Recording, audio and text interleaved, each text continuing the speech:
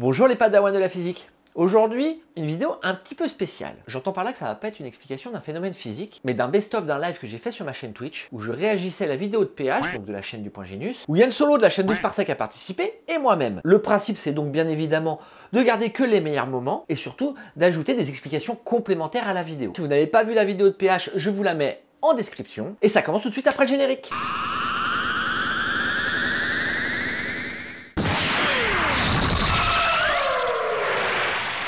Bon, vous l'avez peut-être déjà vu cette vidéo, on est dans l'ambiance, porte-avions, déconne, nucléaire. Allez, c'est reparti. La chance de pouvoir être invité sur le porte-avions Charles de Gaulle. Mais nous, contrairement à toutes les autres vidéos que vous allez pouvoir voir sur YouTube sur le sujet, on va plonger au cœur même du bateau et vous parler de son cœur nucléaire et comment il alimente les 40 000 tonnes du bébé. Puisque oui, le Charles de Gaulle est ce qu'on appelle un porte-avions nucléaire, ou plus exactement à propulsion nucléaire. Et pourquoi ce choix ?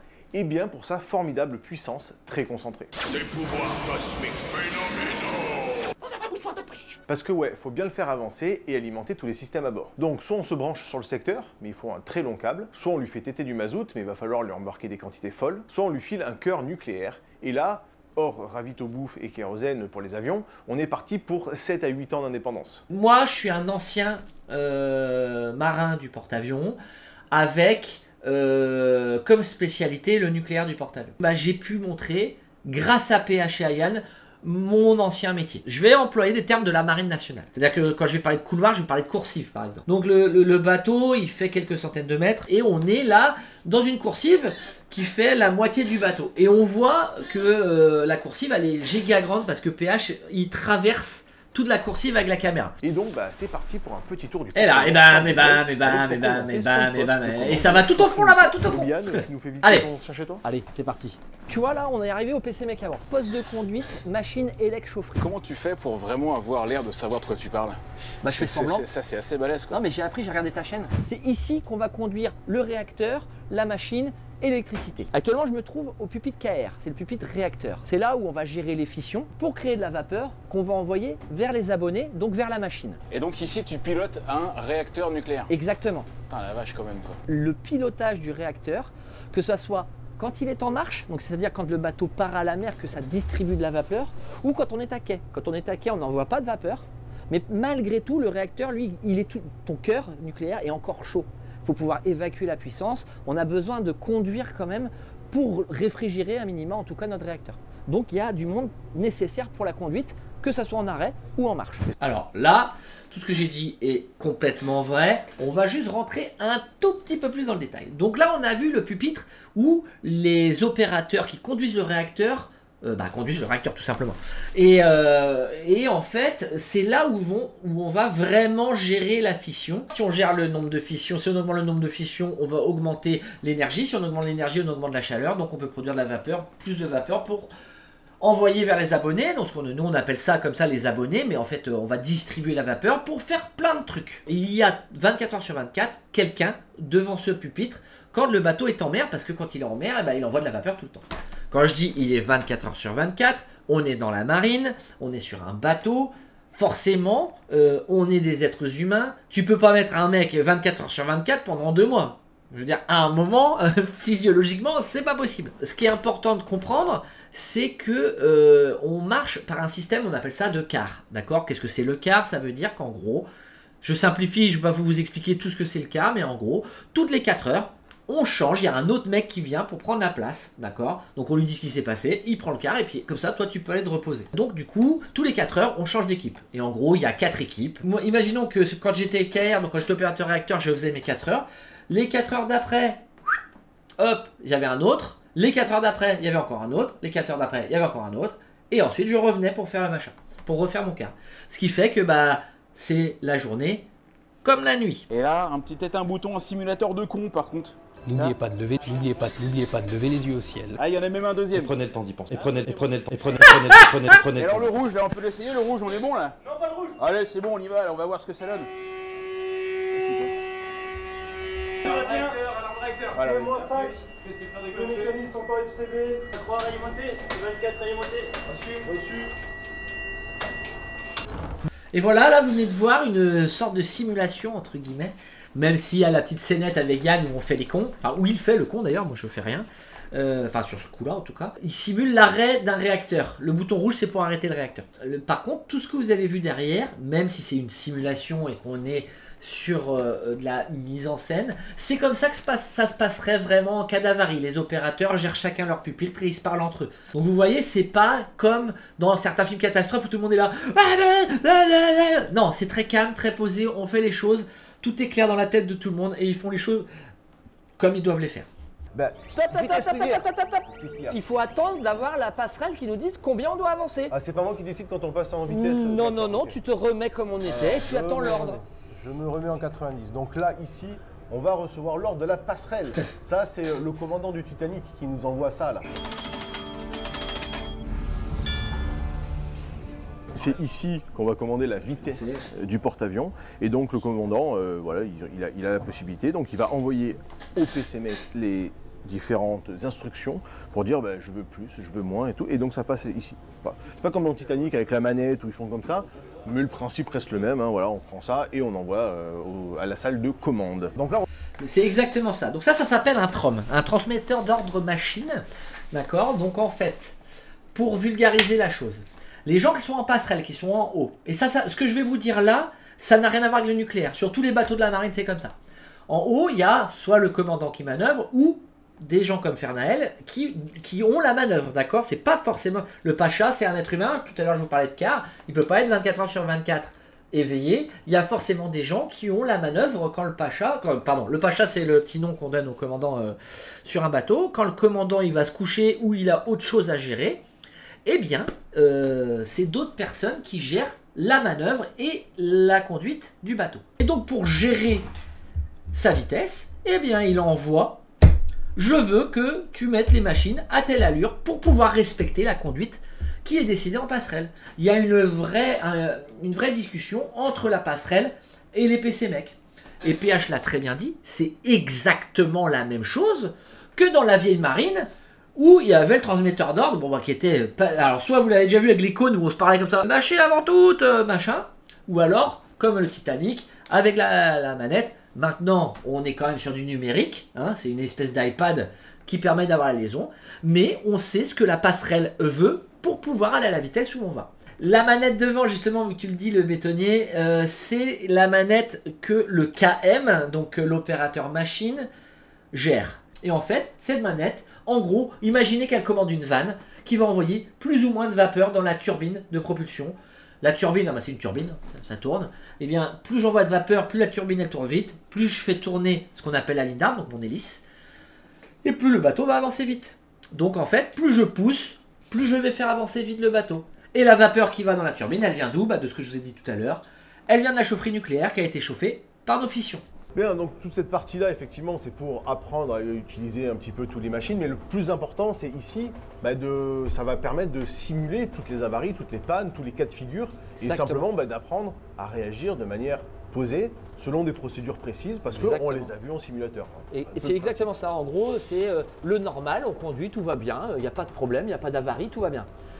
Et il y a l'incidentel, je perds une pompe, c'est pas très grave, hein. Et il y a la partie qui est très peu probable, mais il faut aussi préparer l'accident. Tout à fait. Comme on a vu avec Yann, où on tourne les mauvais boutons et il y a tout qui pète. Exactement, mais là, c'était volontaire de tourner le bouton. Il y a des fois, ça arrive comme ça. Alors là, on va attaquer. Tout à l'heure, je vous ai parlé de la machine. On va rentrer un peu plus dans le détail de la machine.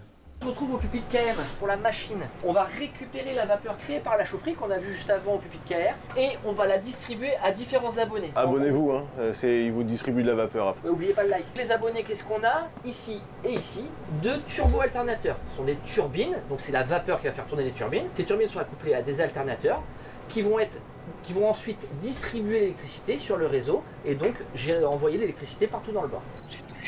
Alors ça, d'accord, en gros, je vais le redire dans la vidéo après, mais en gros, ce que je viens de présenter, c'est exactement la même chose que sur une centrale nucléaire civile. Bon, avec pas les mêmes niveaux de puissance, que ce soit en puissance électrique ou en puissance thermique développée par le réacteur, c'est pas la même chose, mais en gros, ça suffit, c'est comme ça que ça marche, d'accord?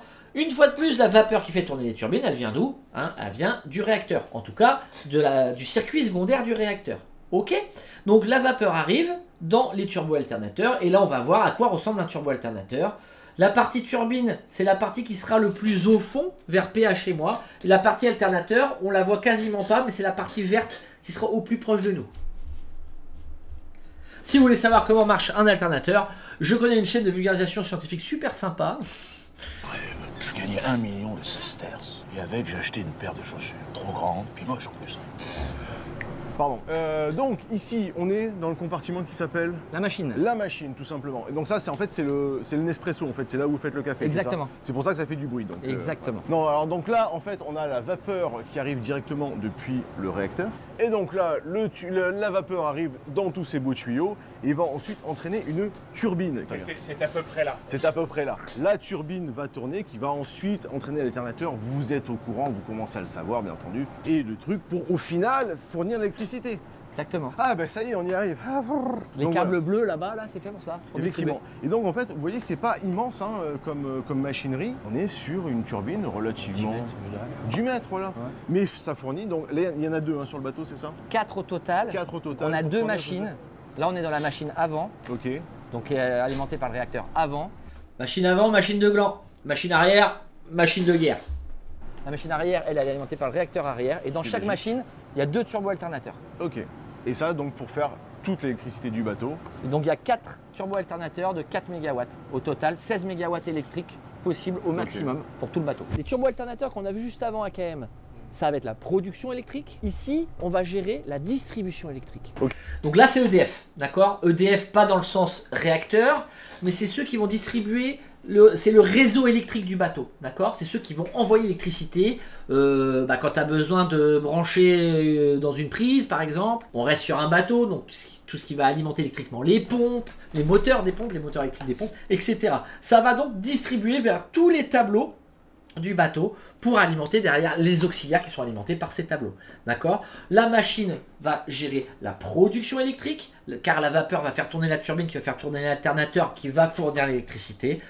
L'électricité, elle est envoyée dans un tableau principal, d'accord, et qui va être distribuée vers d'autres tableaux pour distribuer vers les auxiliaires. Cette distribution, elle est gérée au plus vite KE par l'opérateur électricité. Donc voilà, là on a vu tout ce qui était conduite. D'accord? La conduite a été effectuée en permanence au niveau des pupitres. Et là, on va rentrer dans la ZSN. Je vais dire ce que ça veut dire après, mais je vais quand même déjà le dire maintenant. C'est la zone de sécurité nucléaire. La zone de sécurité nucléaire, ça va être tous les locaux et compartiments. Petit savoir important pour les marins, pour la majorité d'entre vous, vous en foutez. Mais la différence entre un local et un compartiment, c'est qu'un local est que sur un pont, alors qu'un compartiment est sur plusieurs ponts. Voilà, c'était du détail, mais... parce que le bateau, hein, bien sûr, il y a plein de ponts sur le bateau. Et donc, quand un même endroit est sur plusieurs ponts, c'est un compartiment. C'est que sur un pont, c'est un local. Bon, c'est du détail, c'était juste pour l'info. Et donc, je disais, la ZSN est composée de plein de locaux et de compartiments qui vont entourer les 2 réacteurs du porte-avions. Alors ici, on se retrouve, c'est la ZSN, zone de sécurité nucléaire. C'est une zone où on ne peut venir que si on est catégorisé. Ça veut dire qu'on a le droit de venir. On a le dosimètre. Exactement. Donc le dosimètre, à quoi ça sert? Ça sert à contrôler la dose. Si pour vous, ça ne vous cause pas ce qu'est une dose nucléaire, alors, une dose nucléaire ça ne veut rien dire, mais c'est pour que vous compreniez. Si vous voulez comprendre les différents types de doses et qu'est-ce que mon dosimètre va contrôler, je vous conseille d'aller voir la vidéo que j'ai faite sur le déversement de l'eau de Fukushima dans le Pacifique. Cette vidéo vous explique toutes les doses et à quoi sert un dosimètre. Mais en gros, ça contrôle la dose que je vais prendre dans la tronche pour vérifier que tout va bien. Avec le dosimètre. Être catégorisé, ça veut dire qu'on a le droit d'avoir une dose plus importante que les civils.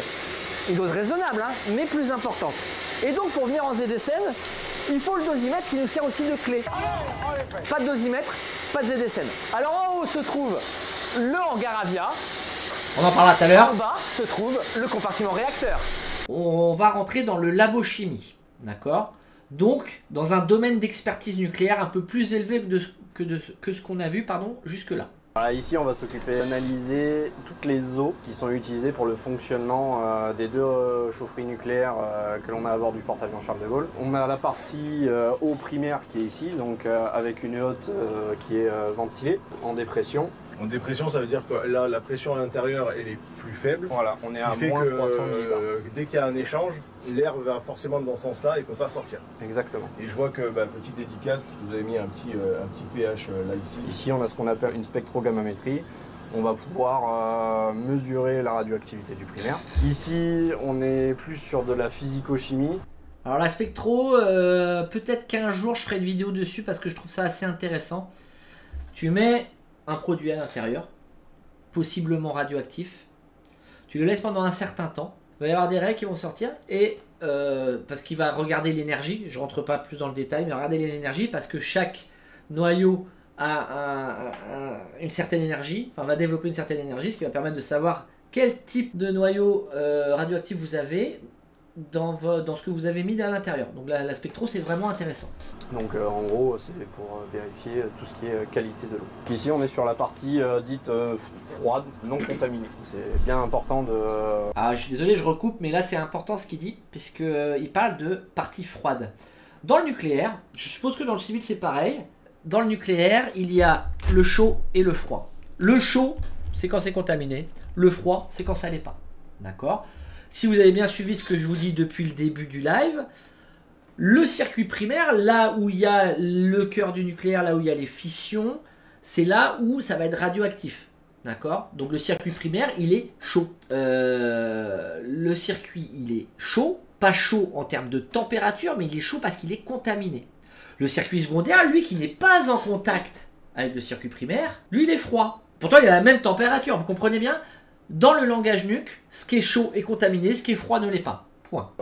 Ségréguer les deux, de façon à ne pas contaminer ce qui est froid. Et quel est le degré de pureté de votre méthamphétamine à vous? Alors l'eau qu'on utilise, elle est ultra pure. Je me demande si on peut repartir avec un échantillon pour mon pastis de ce soir. T'imagines le pastis à l'eau du Charles de Gaulle, quoi. Ouais. Alors, si la vous classe, quoi. Si vous voulez pas avoir la coulante. Et donc là, on se retrouve dans Et le là compartiment donc, de la turbine qui va faire tourner les hélices. Donc on a ici les tuyaux de vapeur, donc tout à l'heure qui est arrivé pour faire de l'électricité. Là ici, ça va faire uniquement tourner de manière mécanique les turbines en fait qui vont actionner les hélices. Donc là ici, ça va faire actionner l'hélice tribord. Il y a deux hélices. Donc on a une autre machine qui va faire tourner l'autre hélice bâbord. C'est droite et gauche hein, pour ceux qui sont vraiment nuls en marine. Donc là ici, on a... Allez stop, j'arrête là. Là, j'ai arrêté juste pour montrer, là on voit l'ensemble de la propulsion.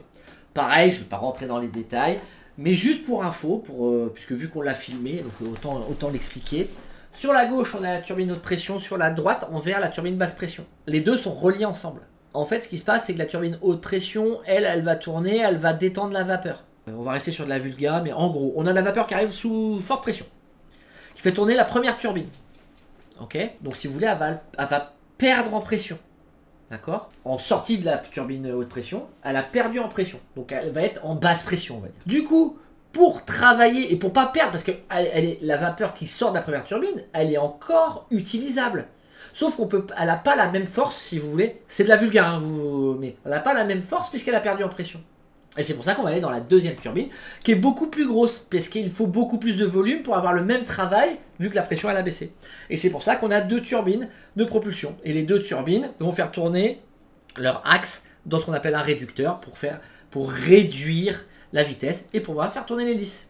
On a deux types de turbines qui vont envoyer vers le réducteur. Pour avancer plus ou moins vite, on a une manette hein, qu'on a vue au pupitre KM. Bien entendu, on peut aller en marche avant ou en marche arrière. Il suffit d'envoyer de la vapeur d'un côté ou de l'autre. Mais il n'y a pas que ça. On a besoin de la catapulte. Puisque sur le porte-avions, les catapultes sont en vapeur. Et la vapeur utilisée est bien la vapeur créée par la chaufferie. Donc la propulsion de la catapulte est créée par la vapeur. Et ça se passe ici. Juste ici, là. Là. Voilà. Donc là, ce que tu peux nous expliquer, donc là en gros, en dessous, on a des espèces d'énormes compresseurs. C'est pas un compresseur, mais en tout cas, la chaufferie nucléaire, comme on l'a vu, crée de la vapeur. Oui. Cette vapeur va être distribuée vers la catapulte. Non. Si. Ok. Et la catapulte, ici, va être propulsée, comme tu disais, par la pression de la vapeur. En fait, ici, il va y avoir un croc. Un croc, ce qu'on appelle un croc, c'est une espèce de galet comme ça, là, où le train avant de l'avion va se mettre. On va attacher le train avant de l'avion sur ce croc et grâce à la pression de la catapulte, on appuie sur un bouton, ça part, l'avion atteint les 275 km/h et est capable de décoller. C'est absolument incroyable. Et là, je vais vous expliquer un truc. Donc, on a dit qu'un avion doit être environ à 300 km/h. Je dis 275, c'est un peu moins. Ça, c'est pour qu'il puisse décoller, pour qu'il puisse avoir de la portance, d'accord? Il faut un minimum de vitesse. Sauf que, la catapulte, on a un pont d'envol assez court. Pas trop court, mais assez court, d'accord? Donc, ce qui fait que l'avion n'atteint pas la vitesse nécessaire pour pouvoir décoller. Le seul moyen pour pouvoir le faire décoller, ça va être de créer ce qu'on appelle un vent relatif. C'est quoi un vent relatif? C'est pas compliqué. Vous avez déjà soit conduit, soit été passager d'une voiture qui roulait à 110, 130 sur la voie express. Fenêtre ouverte. Si vous mettez la main dehors, vous sentez que ça pousse sur votre main. Pourtant, si je m'arrête, il n'y a pas de vent. Juste le fait de faire de la vitesse, il y a un vent qui se crée et qui vient pousser sur ma main. C'est ça le vent relatif. On vient le créer en augmentant la vitesse. Et bien, ce qui manque à l'avion pour pouvoir décoller, pour pouvoir avoir sa portance, c'est ce qu'on a vu tout à l'heure en passerelle. Le vent relatif, c'est la passerelle qui va dire « J'ai pas assez de vent pour pouvoir décoller mes avions, je veux que la machine elle aille plus vite pour pouvoir avoir assez de vent relatif, pour pouvoir accumuler la poussée de la catapulte et le vent qui arrive de face dû à l'avancée du bateau. » D'accord? Quand on additionne les deux, l'avion arrivera à avoir sa portance et à décoller. Voilà pourquoi c'est important d'avoir les deux. Pourquoi c'est nécessaire de cumuler les deux. Ok, donc là si j'ai bien compris, là ici c'est tout en contrôle et donc on a de la vapeur qui va partir d'un côté aux hélices, de l'autre côté aux turbines pour produire de l'électricité pour le bâtiment et également vers la catapulte pour éjecter les impies. Exactement. C'est ça, ok. Donc tous les gens qui aiment Star Wars 8, un coup de catapulte. En fait, du central EDF, ça va s'arrêter là. C'est ça. Ce que je disais tout à l'heure. Turbo alternateur. Sauf que là, on va profiter de la vapeur pour faire tourner l'hélice et faire avancer le bateau. Ce qui est génial. Et envoyer à la catapulte pour catapulter les avions. Et alors la question primordiale, puisque bien entendu c'est un gros village, il y a également une laverie. En termes, la laverie, est-ce qu'elle est alimentée par cette vapeur-là ou est-ce que c'est... c'est une très bonne question. Voilà, comment on lave les draps blancs Eh bien tout simplement, on peut créer de l'eau grâce à la vapeur. Parce qu'on a des bouilleurs à bord. Et donc la vapeur va nous aider à chauffer l'eau de mer pour la distiller et récupérer de l'eau. Ça, c'est qui va nous servir pour l'eau à bord. Ça, c'est classe. Comme quoi, hein, putain, on arrive à faire plein de trucs. D'ailleurs, j'ai fait une vidéo sur ce bouilleur-là sur ma chaîne. Ah bon. Alors, oh, le rire de con il n'y a pas de supérette. Il y a un gros problème déjà, vous n'avez pas de Red Bull à bord. Non. Deuxième problème, également, le pastis. Parce que, alors, c'est bien gentil, mais comment on fait pour boire? Parce qu'on est entouré d'eau, mais d'eau de mer. Oui. Comment vous faites pour boire votre pastis si vous n'avez pas d'eau? Le pastis à l'eau de mer, c'est pas mauvais. Hein. Ça, c'est l'air breton qui parle, mais vos mœurs dégueulasses, moi, je veux pas en entendre parler. Donc, au final, on a quand même la possibilité d'avoir de l'eau douce. Oui. Grâce à cette machine qui est le bouilleur, c'est bien ça? Oui, alors, avec une petite précision, le bouilleur ne crée pas d'eau douce. Le bouilleur crée de l'eau distillée. Quelle est la différence? Oui, l'eau douce, c'est quoi? On va reminéraliser après derrière pour avoir de l'eau douce. Ouais, voilà, bon bref, de l'eau qu'on peut boire comme ça. Ouais, voilà. exactement. De l'eau qu'on peut... Donc là, je dis oui exactement parce que je comprends qu'il me parle de l'eau qu'on a reminéralisée. Donc là, il faut faire attention parce que je me suis rendu compte qu'on a l'impression que je dis que l'eau distillée, on peut la boire. Non, d'accord? C'est l'eau reminéralisée qu'on peut boire, pas l'eau distillée. Eau potable, ça va? Ça va, ça va. Oh là là là là. C'est carré chez vous. Hein. Donc voilà, pour avoir de l'eau potable, tout simplement pour l'usage quotidien, en fait ici avec la vapeur, donc toujours pareil, on garde le même circuit d'eau chaude. C'est ça. Et on va s'en servir tout simplement pour faire, on va récupérer l'eau de mer, on va la faire chauffer, ça s'évapore, on évacue le sel et on garde le produit de... C'est ça, et l'apport calorique est fait par la vapeur. La vapeur, c'est un peu chauffe en fait. Voilà. Donc la vapeur, encore une fois, on se sert... puisque dans un réacteur normal, toute cette chaleur, on l'évacue. Là, ici, on va pouvoir vraiment réutiliser la vapeur créée pour tout un tas de choses, effectivement, faire tourner les hélices et également donc pour pouvoir faire de l'eau douce, qui est quand même un peu primordial. Exactement. Parce que ne faites pas ça chez vous, les enfants, ne buvez pas de pastis à l'eau de mer, vraiment. Et je mange bien du beurre avec du sel. Oh, c'est dégueulasse, merde. Et voilà, c'est fini. J'espère que ça vous a plu. Si c'est le cas, n'hésitez pas à vous abonner, le petit like qui fait plaisir, ainsi que la cloche pour rater aucune des prochaines vidéos. Si à tout hasard vous ne connaissez pas ni 12 par sec, ni le point Genius, je vous mets le lien de leur chaîne en description. C'est toujours bon d'apprendre en s'amusant, alors n'hésitez pas. Si vous voulez me suivre sur Twitch pour voir des reacts ou même du gaming, le lien est aussi en description. C'était Obian qui vous dit que la science soit avec vous.